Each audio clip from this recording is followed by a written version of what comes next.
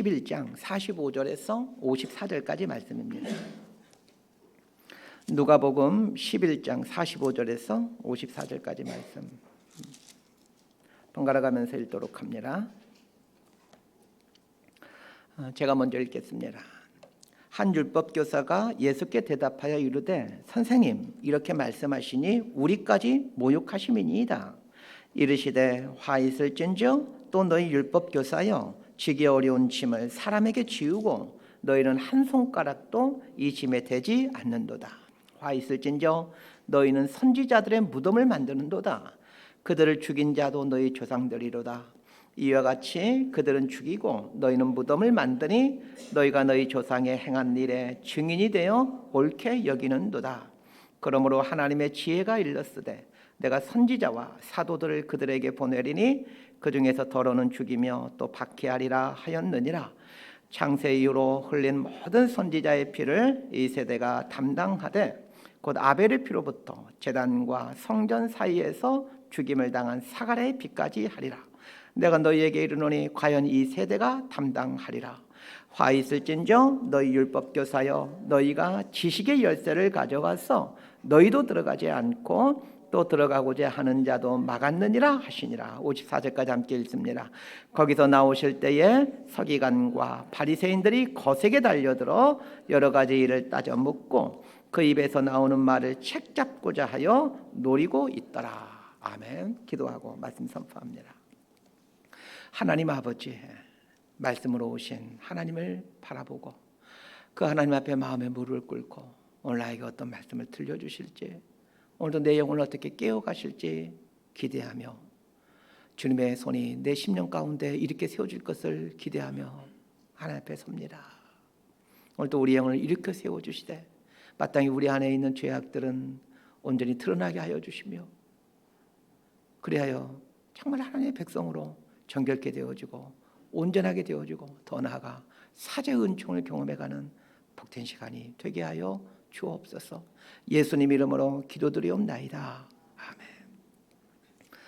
아멘. 한국교회 큰바위 얼굴이라는 별명으로 우리 목회자들과 한국교회 성도님들에게 많은 사랑과 존경을 받는 홍정길 목사님이라는 분이 계십니다.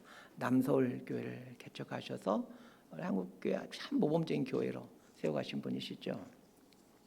10여 년 전에 은퇴하셨는데 은퇴할 때쯤 한 일간지 기자가 이제 홍 목사님과 인터뷰하는 시간을 가졌습니다. 목사님, 요 근래 한국 교회는 교회 세습을 비롯해 불미스러운 일이 참 많이 일어나고 있습니다. 지금의 한국 교회의 신앙을 진단해 주시고 처방해 주십시오. 기자의 질문에 홍 목사님은 이렇게 답변을 합니다. 이론의 종교에서 삶의 종교로 변화하는 과정이 있어야 하는데 그러질 못해서 교회 세습과 같은 불미스러운 일이 일어나게 되었습니다. 머리를 통한 종교적인 감동은 하루면 끝이 납니다. 감동이 삶 속에서 지속될 수 있도록 해야 됩니다. 기자가 다시 묻습니다. 어떻게 해야 그런 신앙인이 될 수 있습니까? 그래서 이렇게 답변합니다. 스스로를 객관화시켜야 합니다. 내 시각에서가 아니라 하나님의 시선에서 내가 바른가 돌아보아야 합니다. 홍 목사님의 말씀은 기독교 신앙이 무엇인가에 대한 아주 깊은 통찰을 줍니다. 신앙이라는 말은 믿고 우러러본다라는 뜻으로 풀어 설명하면 하나님을 믿고 하나님을 경외하는 것이라고 할 수 있습니다.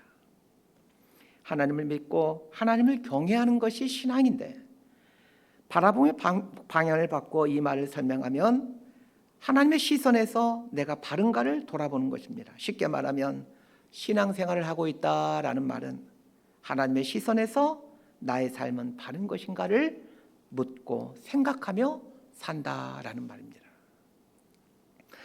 우리는 하나님을 믿고 우러러보는 신앙인입니까? 기독교인들이라면 하나님을 믿는다라고 말을 합니다. 그러나 하나님의 시선으로 자신의 삶을 객관적으로 바라보려 하지 않고 도리어 하나님을 자신의 편견과 아집을 정당시키기 위한 도구로 사용하며 사는 사람들이 얼마나 많이 있습니까? 지난 시간에 이어 이 신앙의 병듦에 대해서 다루고자 합니다. 자신의 몸에 병이 드는 것을 원하는 사람이 한 사람도 없듯이 자신의 신앙에 병이 드는 것을 원하는 사람은 한 사람도 없습니다. 그러나 자신의 몸에 병이 생기는 것을 원하지 않지만 병이 생기는 것처럼 원하지 않지만 우리의 신앙생활에는 병이 들곤 합니다. 중요한 것은 몸에 병이 들면 그 병의 증상이 나타나듯이 신앙생활에 병이 들면 병의 증상이 나타난다는 것입니다. 또한 몸에 병의 증상이 나타남에도 내버려두면 중병으로 발전하여 사망에 이르게 되듯이 신앙생활에 병든 증상이 나타남에도 그걸 내버려두면 영원한 사망에 이르게 된다는 것입니다. 지난 시간 본문과 오늘 본문에 보면 예수님께서 화로다 라는 말씀을 반복해서 하십니다. 예수님께서 하신 화로다 라는 말은 영원한 사망에 이르게 된다는 말입니다. 그러기에 신앙생활에 나타난 이 병의 증상을 파악하는 것이 참으로 중요하고 이 병의 증상이 나타나게 됐을 때 치료하는 일이 무엇보다도 시급합니다. 누가복음을 쓴 목적을 아는 것이 참 중요합니다. 누가가 어떤 목적으로 누가복음을 썼는지를 생각하면서 이 누가복음을 공부해 가게 될 때 한 구절 한 구절에 담긴 깊은 의미들을 알게 됩니다. 누가복음은 누가가 데오빌로 각하에게 보낸 편지입니다. 데오빌로 각하는 로마 제국의 귀족으로 추정이 되는데 이분이 예수를 믿은 초신자인 것으로 보여집니다. 예수를 믿게 된 초신자인 데오빌로에게 이 누가가 예수님을 잘 알려주기 위해 예수님을 잘 믿도록 하기 위해 예수님에 대해서 기록을 해가기 시작합니다. 누가복음을 쓴 목적에 빗대어 지난 시간 본문과 오늘 본문을 보면 이렇게 의역해 볼 수 있습니다. 데오빌로 각하여 우리가 자칫하면 바리새인과 율법교사처럼 신앙생활을 할 수 있습니다. 예수님께서 바리새인과 율법교사의 그릇된 신앙생활을 책망하셨는데 혹 신앙생활 하시다가 예수님께서 책망하신 바리새인과 율법교사의 모습이 나타나시거든 주의하고 경계하셔야 됩니다. 이렇게 지난 시간 본문과 오늘 본문의 목적을 설명할 수가 있습니다. 지난 주일에도 말씀드렸듯이 지난 주일과 이번 주는 영적인 건강검진 받는 날이다라고 말씀드렸습니다. 말씀을 들으시면서 본인의 신앙생활에 병이 든 것은 아닌지 객관적으로 볼 수 있게 되기를 바랍니다. 하나님의 시선에서 내가 바른가를 바라보는 삶이 이 신앙인데 하나님의 시선이란 다름 아닌 말씀의 시선입니다. 예수님을 믿는 그리스도인은 매 순간 말씀의 시선에서 나를 객관적으로 바라보며 나의 삶이 바른가를 묻고 또 물어가는 사람입니다. 만약 이러한 삶을 살지 않는다면 점점 나의 신앙은 병이 들어갑니다. 그래서 아집과 독선으로 가득 찬 종교인이 되어가는 것이죠. 자, 45절 말씀 우리 함께 읽도록 합니다. 시작. 한 율법교사가 예수께 대답하여 이르되 선생님 이렇게 말씀하시니 우리까지 모욕하심이니이다. 지난 시간에 다룬 신앙생활의 병든 모습 세 가지가 이 바리새인들과 관련된 모습들이었다면 오늘 본문에서 말하는 신앙생활의 병든 세 가지 모습은 율법교사와 관련되어 있습니다. 먼저 바리새인과 율법교사가 누구인가에 대한 설명이 필요합니다. 이 율법교사는 통상 서기관 이렇게 불러지기도 하는 사람들입니다. 바리새인과 율법교사를 구분하기는 쉽지는 않지만 간단하게 이렇게 이해하시면 좋을 것 같습니다. 바리새인이나 율법교사는 같은 바리새파에 속한 사람이지만 율법교사는 그 바리새파 중에서도 학식이 대단히 높은 사람들 이렇게 이해하시면 거의 틀리지 않을 것 같습니다.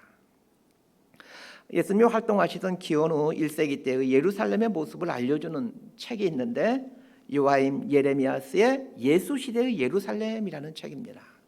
제가 설교할 때 자주 참고하는 신약성경을 설교할 때는 자주 참고하는 책입니다. 그 책에 보면 1세기 당시 바리새인과 율법교사에 대한 자세한 설명을 해주고 있습니다. 그 그 책은 그 율법교사, 이 서기관이 갖고 있는 몇 가지의 중요한 특징을 설명해 주고 있죠. 첫 번째 특징은 율법교사가 되기 위해서는 수년 동안 정규 과정을 거쳐야만 율법교사가 될 수 있다라고 말하고 있습니다. 두 번째 특징은 40세가 되어야만 율법교사 자격증이 나온다는 것입니다. 당시에 평균 수명이 50이 채 되지 않았다는 것을 감안한다면 이 40의 나이는 상당한 경륜을 말합니다. 신앙과 삶에 대한 깊은 경륜이 있어야만 율법교사, 서기관이 될 수 있었다는 얘기입니다. 세 번째 특징은 율법교사가 하는 일을 언급해 주는데, 율법교사는 형사재판 때에는 재판관으로 참여할 수 있으며 민사재판 때에는 단독 재판관으로서 판결을 내릴 수 있다라고 말해주고 있습니다. 오늘날의 판사와 같은 역할을 하는 사람들이 이 율법교사, 서기관들이었습니다. 네 번째 특징은 이들은 상당한 권력가들이라는 것입니다. 이스라엘의 그 최고 의결 기구가 산헤드린 공회라는 곳인데, 그 산헤드린 공회는 71명으로 구성되어 있습니다. 우리나라의 국회와 같은 역할을 하는 곳입니다. 산헤드린 공회는 제사장 그룹, 사두개파 그룹, 바리새파 그룹으로 3분되어 있는데, 이 중 바리새파의 몫에 해당되는 자리는 모두 율법교사가 차지하고 있었다는 것입니다. 쉽게 말하면 율법교사는 이 바리새인들 중에서도 가장 지식이 많은 사람이요, 또 가장 권력이 많은 지도자 그룹이다라고 보시면 됩니다. 율법교사가 이러한 사람들이라는 것을 염두에 두면서 오늘 본문을 보셨으면 합니다. 오늘 본문은 지난 시간 본문과 연결해서 이해해야 됩니다. 한 바리새인이 예수님의 말씀을 듣다가 감동을 받았는지 예수님을 점심 식사에 초대를 하죠. 예수님이 바리새인의 집에 초대받아 점심 식사를 하는데 예수님이 손을 씻지 않고 음식을 드시기 시작합니다.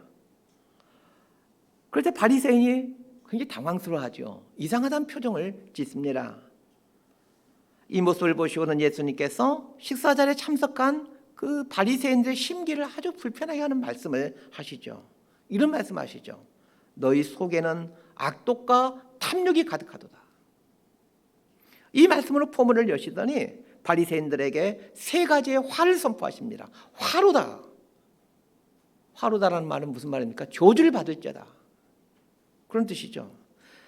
첫 번째 화는 너희는 박하와 운양 같은 텃밭의 채소에 대해서까지 아주 엄격하게 11조를 드리는 삶을 살지만 실상은 하나님에 대한 사랑을 버렸다 면서 너희들은 화를 당하게 될 것이라고 저주하십니다. 두 번째는 너희는 회당의 높은 자리와 시장에서 사람들로부터 인사받는 자리에 오르는 것을 좋아하구나 라는 말씀을 하시면서 화를 당하게 될 것이라고 저주하십니다. 세 번째는 너희는 평토장한 무덤 같도다 라는 말씀을 하시면서 화를 당하게 될 것이라고 저주하십니다.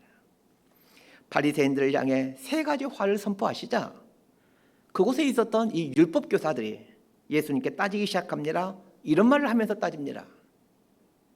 예수님, 이렇게 말씀하시니 우리까지 모욕하심이니이다. 이 말의 뜻은 예수님, 우리 율법교사들 들으라고 이 말씀하는 거 아닙니까? 이런 뜻입니다. 율법교사들의 말이 맞습니다. 바리새인들에게 했던 말씀은 모두 율법교사들 들으라고 한 말씀이었습니다. 율법교사들은 바리새인들의 스승이기 때문입니다. 예수님, 우리 들으라고 하는 것, 우리 들으라고 이 말씀하는 것 아닙니까?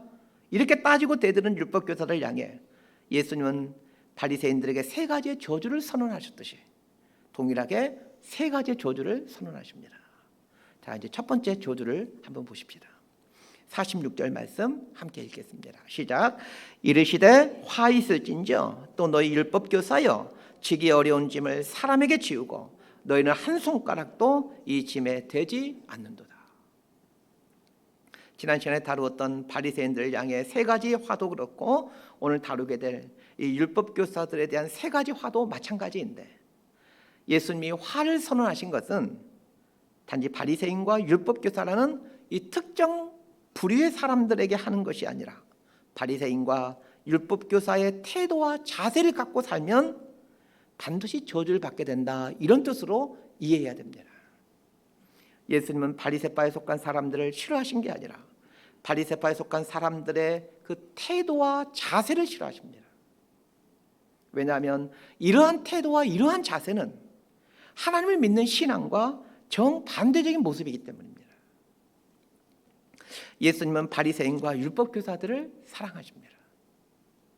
요한복음에 보면 니고데모가 나오는데 그 니고데모라는 사람은 바리새파 사람이었고 사내들인 공회원이었습니다. 바리새파이면서 사내들인 공회원이라는 말은 율법 교사라는 뜻이죠. 그런데 바리새파이면서 율법 교사인 니고데모를 예수님이 참으로 사랑합니다. 예수님께서 니고데모를 얼마만큼 사랑하십니까? 니고데모에게 해준 말씀이 성경 중에 가장 귀중한 말씀이라는 요한복음 3장 16절 말씀. 하나님이 세상을 이처럼 사랑하사 독생자를 주셨으니 이는 저를 믿는 자마다 멸망치 않고 영생을 얻게 하려 함이라 라는 말씀입니다. 성경 중에 가장 귀한 말씀이라고 평가받는 요한복음 3장 16절 말씀을 주신 대상이 바리새파이면서 율법교사인 니고데모였습니다. 그러기에 예수님께서 바리새인들 싫어하셨다, 율법교사들 싫어하셨다, 이 말은 틀린 말입니다. 예수님은 바리새인과 율법교사들을 싫어하신 게 아니라 그 바리새인들이 갖고 있는 그 자세와 그 태도를 싫어하신 것입니다. 그러면 예수님이 싫어하신 그 자세와 태도가 도대체 무엇입니까? 지난 시간에 다루었던 11조는 정확하게 드리지만 정작 하나님을 사랑하지 않는 태도이고 회당의 높은 자리와 사람들로부터 인사받는 자리를 탐하는 그 태도와 자세이고 자신의 죄를 숨기고는 나는 괜찮은 사람이다라는 걸 드러내는 태도와 자세, 이걸 예수님이 싫어하십니다. 이러한 태도와 이러한 자세는 하나님을 믿는 신앙과 정확하게 반대되는 태도와 자세입니다. 그러니까 하나님을 믿는다면서 이런 태도와 이런 자세를 갖고 있는다라면 하나님 믿는 신앙과 정확히 정반대로 가고 있는 것입니다. 꼭 기억하십시오. 하나님 믿는다고 말하지만 하나님 믿는 신앙과 정반대로 살아갈 수가 있습니다. 오늘 본문도 같은 방식으로 해석해야 됩니다. 예수님이 율법교사들을 싫어하는 게 아니라 그 율법교사들이 갖고 있는 그 자세와 태도를 싫어하신다는 말입니다. 그러면 율법교사들이 갖고 있는 그 잘못된 태도와 자세가 무엇입니까? 세 가지를 말씀하시는데 첫 번째가 무거운 짐을 다른 사람에게 지우고 자신은 손 하나 까딱하지 않는 태도입니다. 율법교사가 어떤 일을 하는 사람이라고 설명했습니까? 하나님 말씀을 가르치는 그 바리새파의 스승이라고 말씀드렸습니다. 오늘날 하면 목사의 목사라고 할 수 있습니다. 당연히 이들은 하나님 말씀에 대한 조예가 깊을 수밖에 없습니다. 그런데 하나님 말씀에 대한 이 조예가 아주 깊은 분들인데 사람들에게 짐을 지우고 정작 자신들은 짐을 지지 않더라는 것입니다. 자, 여기에 등장하는 짐이란 무엇을 말할까요? 위에서 율법교사들이 어떤 일을 하는 사람인지를 말씀드렸죠. 율법에 대한 해석을 하고 또 율법을 가지고 재판을 하는 사람들입니다. 그러면 그런데 이 율법 말씀이 이런 뜻이니 이렇게 살아야 된다라고 가르치면서 이 율법이라는 무거운 짐을 사람들에게 지어주면서 정작 자신들은 짐을 지지 않더라는 것입니다. 쉽게 말하면 말씀을 가르치기만 하지 자신들은 말씀대로 살아가지를 않더라는 것입니다. 율법에 대해 예수님이 표현하는 것처럼 율법, 즉 말씀대로 산다는 것은 짐입니다. 우리가 말씀에 순종하기 어려운 이유는 말씀대로 사는 것이 짐처럼 무거운 것이기 때문입니다. 율법교사들이 자신들은 짐을 지지 않고 사람들에게 짐을 지우는 것을 이제 오늘날 버전으로 바꾸어서 생각해 보십시다. 교회의 지도자는 무거운 짐을 지는 사람들입니다. 교회 용어에 중직자라는 말이 있습니다. 통상적으로 중직자란 목사, 장로, 권사, 안수집사를 뜻하는 말로 교회에서는 사용되곤 합니다. 중직자가 된다라는 말은 이제 교회의 지도자가 된다라는 말인데 중직자가 된다라는 말의 의미는 높은 자리에 오르게 되었다라는 뜻이 아니라 무거운 짐을 지는 자리에 서게 되었다라는 뜻입니다. 그래서 중직자 직분을 갖고 있는 분들은 자신이 짊어지고 있는 무거운 짐 때문에 고민이 되어야 합니다. 여러분 섭섭한 생각이 들지 모르겠지만 전 종종 그런 생각합니다. 이제 몇 년만 하면 된다. 한 해가 저물어갈 때마다 이제 몇 년만 하면 된다. 가끔은 퇴임식 갈 때 인사말로 무슨 말을 할까도 생각해 보곤 합니다. 교회법으로 따지면 70세 은퇴하니 20여 년 가까이 남았지만 은퇴하는 날 생각하며 웃음 짓곤 합니다. 특히 올해는 우리 교회가 14년째 되는 해인데 우리 교회는 7년에 한 번씩 담임 목사 재심 투표가 있습니다. 7년 전에도 했고 올해도 할 예정입니다. 재심 투표를 생각하면서 잘하면 오래 은퇴할 수 있겠네 이런 생각하며 혼자 웃음 짓곤 합니다. 은퇴를 생각하면서 왜 웃음 짓는 것일까요? 목사라는 직분이 중직이어서 무겁기 때문입니다. 이제 몇 년만 하면 된다라는 말을 오해하는 분이 있을까 말씀드립니다. 이제 몇 년만 하면 된다라는 말은 하나님이 허락하신 동안은 어렵고 힘들어도 이 무거운 짐 내려놓지 않고 성실하게 지겠다라는 각오와 결단입니다. 사람들에게 무거운 짐 맡기고 나는 손가락 하나 깜빡하지 않고 그렇게 살면 편하지요.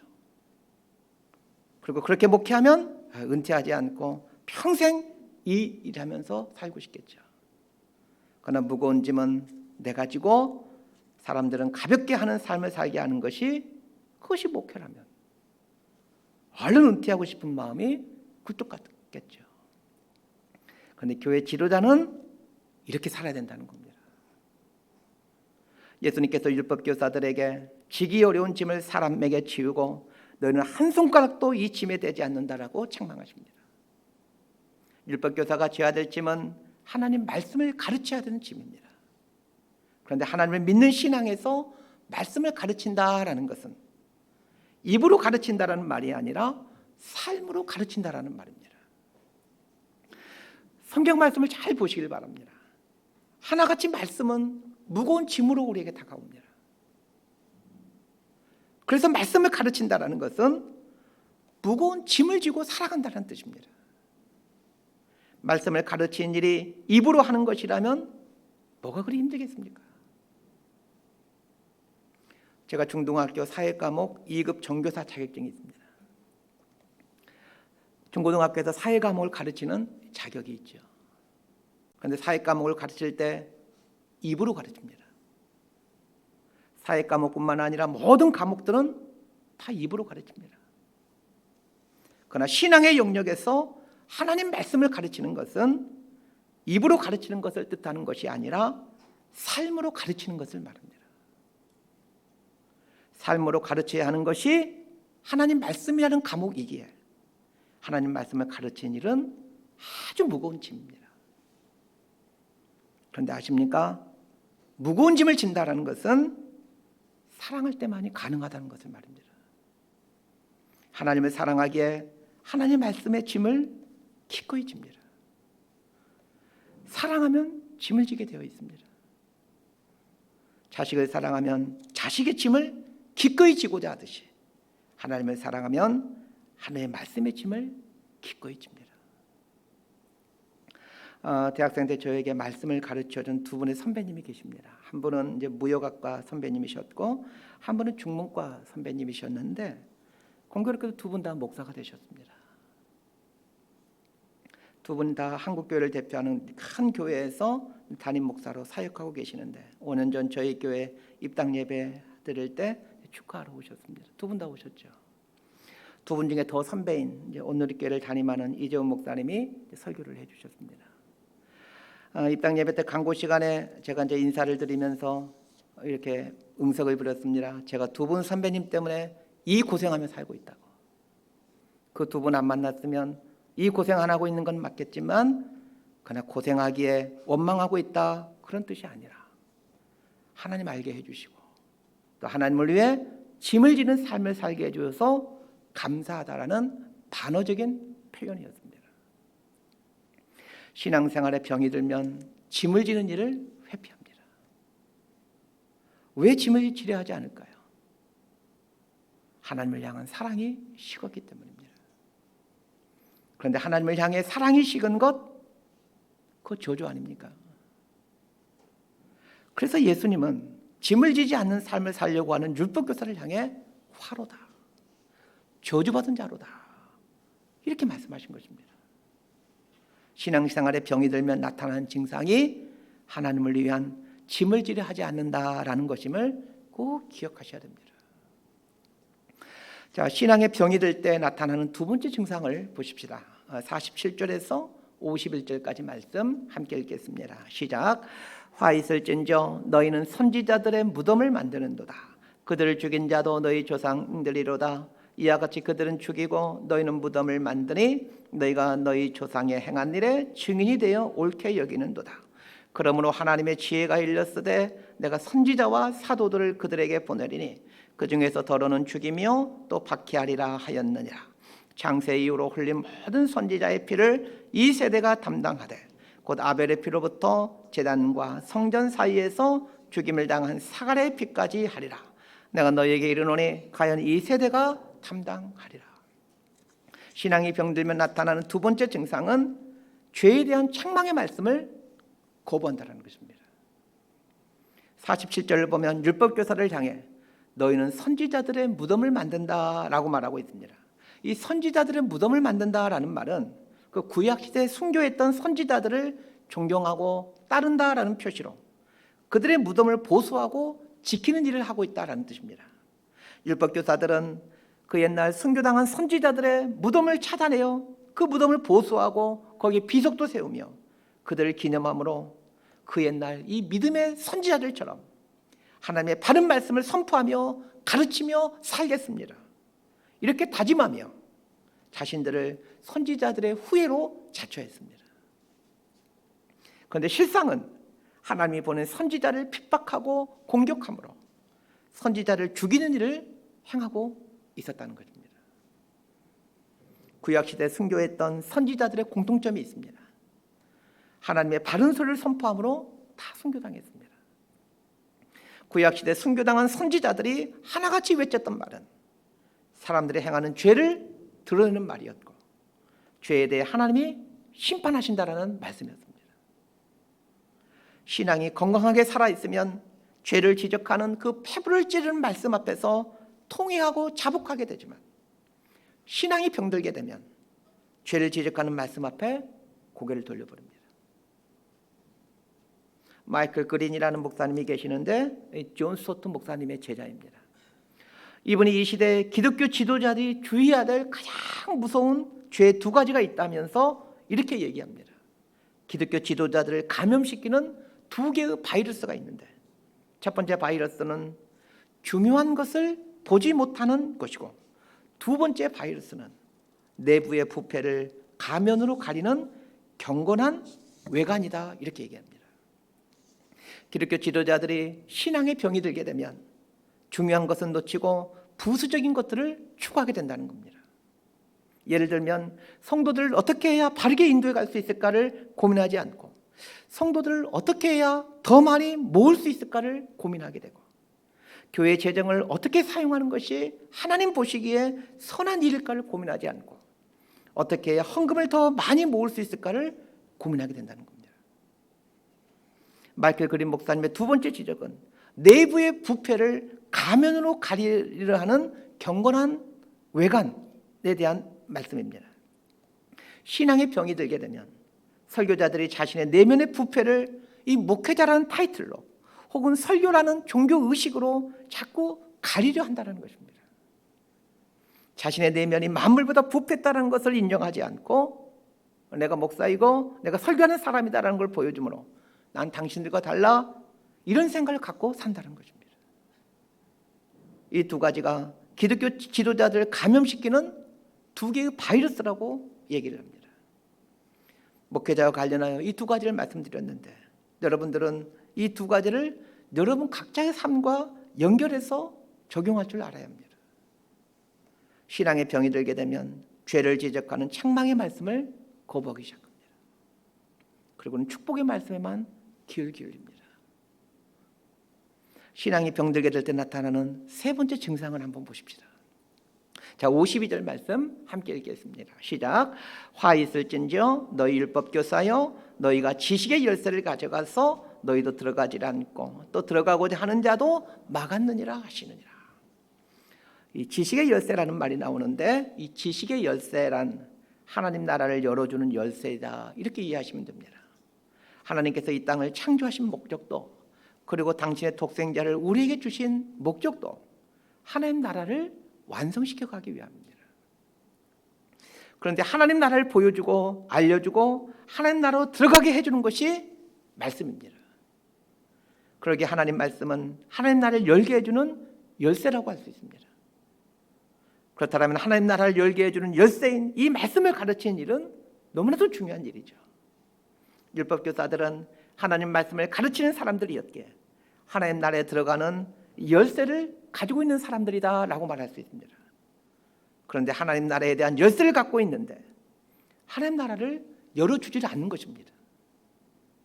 하나님 나라 열쇠를 갖고 있는 자리에 있기에 열쇠를 열어서 하나님 나라를 보여줘야 되는데 그 열쇠를 딱 독점하고서는 열어주지 않는 거예요.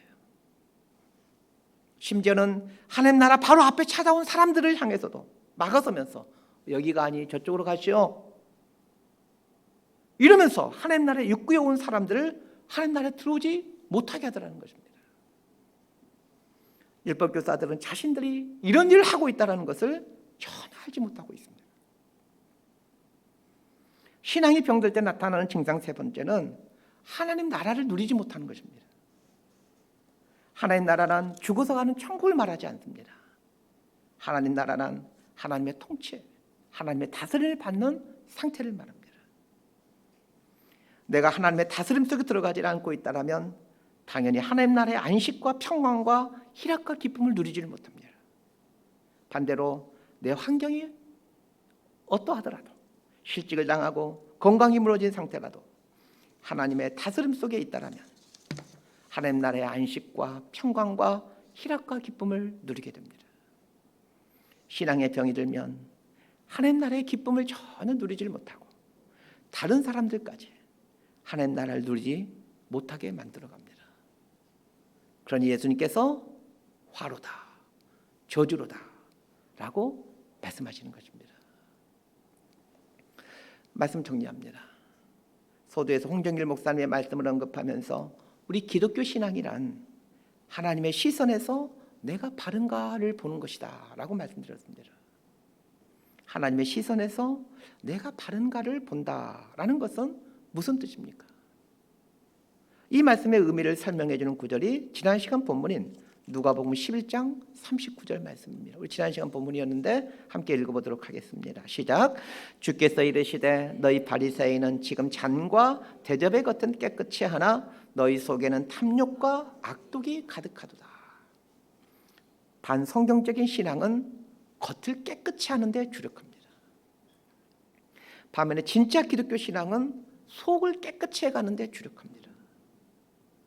자, 대접을 한번 생각해 보십시다. 큰 대접이라고 생각해 보세요. 우리 사람보다 더 큰 한 5m 정도 높이의 큰 대접이라고 한번 생각해 보십시다.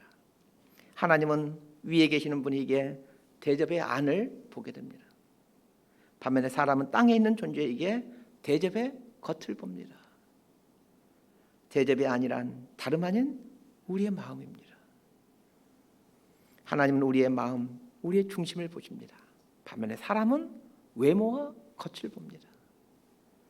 하나님의 시선에서 내가 바른가를 본다라는 것은 내 겉을 가꾸는 것에 관심을 두는 것이 아니라 내 속을 갖고 가는데 관심을 두고 살아간다는 말입니다. 성경 전체가 1189장으로 되어져 있습니다. 그런데 이 마음이라는 단어가 무려 1052번이 등장합니다. 성경 한 장에 거의 한 번꼴로 마음이라는 단어가 등장합니다. 그런 면에서 우리 기독교는 마음의 종교이다라고 할 수 있습니다. 몸이 병에 병이 들 수 있듯이 신앙생활에도 병이 들 수 있습니다. 그러면 신앙생활에 병이 든 것을 어떻게 고쳐갈 수 있겠습니까? 헬리나 웬이 전해주는 해법에 귀를 기울여 보십시다.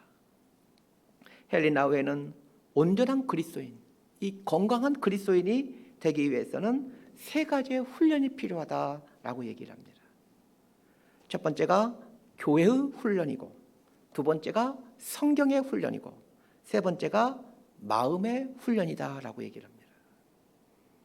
이 세 개의 훈련이 무슨 뜻인지 헬리나 웨인의 말을 그대로 한번 인용해서 설명해 드리겠습니다.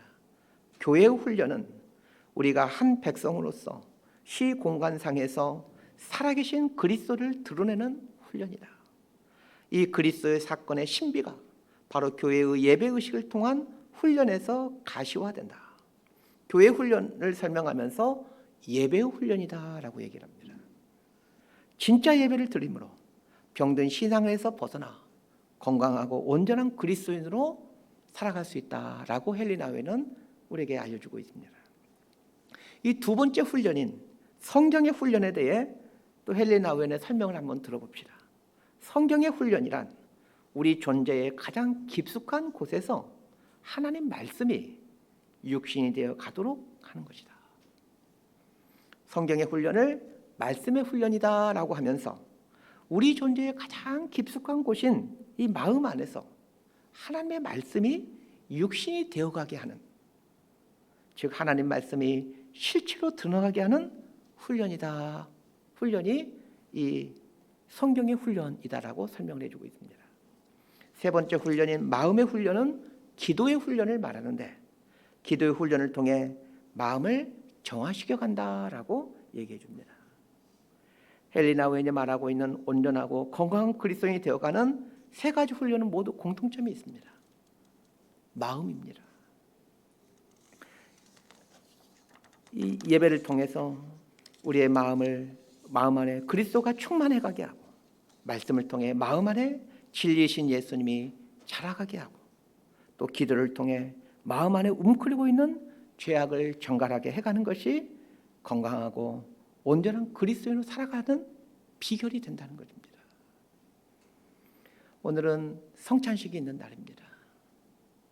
예수님의 살과 예수님의 피가 우리 마음 안에 들어와 움츠리고 있던 죄악들이 발악을 하며 떠나가게 되고, 예수님의 살과 피가 우리 마음 안에 들어와 예수님의 말씀이 육신이 되어가고 우리 안에서 살아가고 예수님이 우리 안에 살아가고 활동해가는 이 생명의 역사가 있게 되기를 진심으로 소망하고 축복합니다. 기도하겠습니다.